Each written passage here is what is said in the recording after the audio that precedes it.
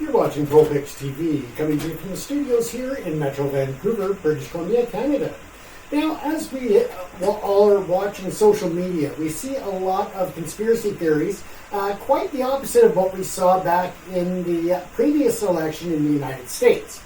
Now, of course, the conspiracy theories are out there that Trump stole the U.S. election, that there was widespread voter fraud, that there were other instances of influence that played a role in his massive win over Kamala Harris.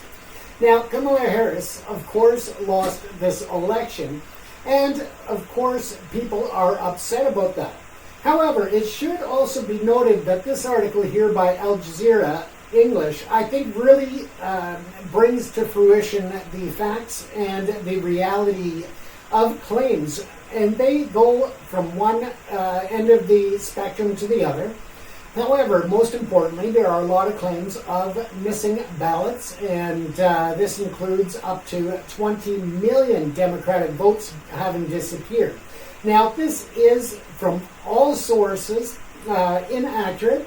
It is untrue and unfounded, and a lot of the social media, including Facebook, Meta, as well as Instagram and Threads, are all flagging these conspiracy theorists in terms of trying to ensure that the information being spread and manipulated is corrected and factually based.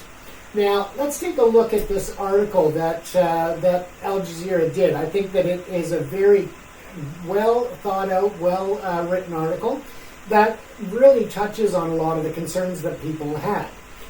Number one, the rumors or the conspiracy of Elon Musk and Starlink.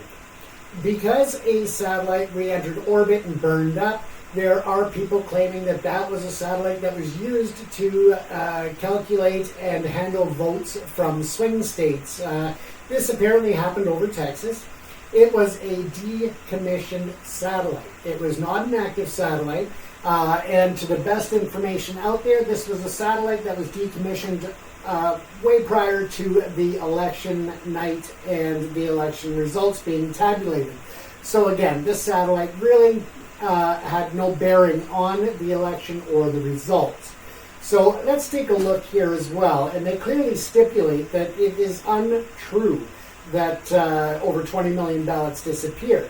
Now, it really does, again, bring to the fact that people are less confident in the security and credibility of elections, not only in the United States, but this is a concern worldwide. As we turn to more and more technology in the electoral process, of course, people do not understand technology sometimes, and other times they just have a deep mistrust for technology and the ability for it to be manipulated.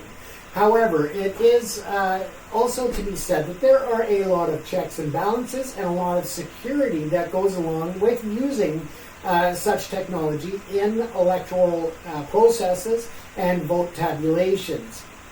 And so again, here is something that was written by Wayne Madison, and he's known to spread conspiracy theories. He says that he spent his early career in computer security for the Navy and the NSA. He's beginning to believe the election was massively hijacked, just like happened a few weeks ago in the Republic of Georgia. Think Elon Musk, Starlink, Peter Thiel, Steve Bannon, Michael Flynn, and Vladimir Putin. 20 million Democratic votes don't just disappear on their own. And again, there is no evidence that really proves that there are votes missing, especially at a rate of 20 million. Now, of course, there are going to be ballots that were mismarked, so they were not marked properly. They may have had computer errors or human errors that contributed to a small, and I mean a very small number of votes in proportion to the number of people that turned out to take part in this election. But that brings us to the next concern, is that people are talking about the actual votes and the turnout being much lower than the previous election. Now, all elections see numbers vary, and sometimes they can be by substantial amounts. When you take into account the candidates that are running, the issues at hand, and the burnout of people through the electoral process and the campaigning process, you're going to see different levels of voting in each election. Now, this, of course, is a very, very polarizing time in U.S. politics and in geopolitics the world around. And as such, of course, there's going to be a fluctuation in the number of people who are just disheartened with the process, with getting out to vote, with the leadership that they have to choose from. So there's a lot of different aspects to the numbers of people that get out. So again, it should not be just summed up that obviously there was fraud, because again, the number of voters is very different in different elections and different election cycles, different campaigns, different important issues that impact everyday Americans or others around the world. So once again, there has been at this time no confirmed evidence of any type of nefarious activity when it came to the election results. Was there foreign interference? Was there interference in the process? Absolutely. There's no denying that. But let's also keep in mind that the U.S. has meddled in elections in other countries, as well as Canada, the U.K. A lot of countries have taken steps to involve themselves and insert certain activities within electoral campaigns around the world. This has been going on for decades, for generations. It's not something new. But do I truly believe that it had an impact on the final results? No, I don't. I do have questions about the U.S. election, but do I think that there was nefarious activity that really impacted the final outcome? And I don't. I think that, unfortunately, first of all, Kamala Harris and her team did not do a job that they needed to do in order to get out the vote on their behalf. Now, people can say, what about the Taylor Swifties and, all of these others who were invited or encouraged to get out and vote, and that their votes were really encouraged to be on behalf of Kamala Harris and against Trump. But again, at the end of the day, is this really enough of a swing for those fans that get out to vote and to make their voices heard? Is it also that some of those fans truly believed in the rhetoric and the campaign promises of the Trump party? There are a lot of questions out there, folks. I would love to hear your comments. I would love to hear your thoughts on the U.S. election, whether you are in the U.S. or elsewhere in the world. As I said, I would love to hear the different arguments, the different opinions, and I just ask that you keep them respectful. It's all about a civil and respectful debate here, and to really understand where things went wrong for the Harris-Walz ticket. Now, let's take a look here at some other information that was included in this article. Now, again, the different information coming out, and there is no evidence of votes disappearing or other fraudulent activity during the 2024 election.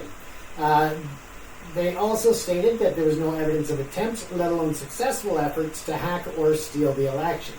Even if such attempts occurred, they would fail, and that's according to various experts. There's no one hack that could change the outcome of election or change vote totals. Each state has its own independent, non-connected systems, and election workers are trained to run elections and fix any issues that arise and take that responsibility seriously. And I must say, I agree. There is a very thorough and rigorous system in place to ensure the integrity of elections. Do I feel that the Starlink system should have played a role in the U.S. elections? Absolutely not. I think that with it being an Elon Musk product and company, I think that he was biased and the company therefore is biased. And they could have utilized that in a nefarious way, but I don't believe they did. I think that it is just another excuse for people in the Kamala camp to come out against the election results But I still think that there was a conflict of interest there, that maybe it should have been handled differently. But again, no matter who's handling the votes, in terms of communications, in terms of tabulations, of course, there's going to be questions that arise. Is it fair to say that there should be a recount? If there are any areas in which there are questions, or it is a very close result, then yes, I do think that there should be recounts there, manual recounts that may be justified.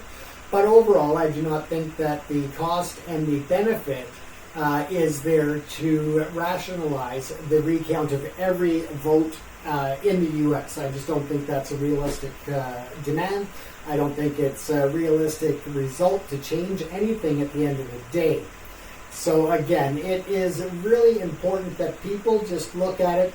Of course, there's been no talk from Kamala Harris or her party that they would not concede the election or transfer in a peaceful and democratic way the White House come the time for that transition.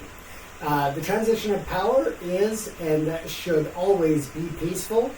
The transition of power should be one that all the residents and citizens of the United States can have confidence in.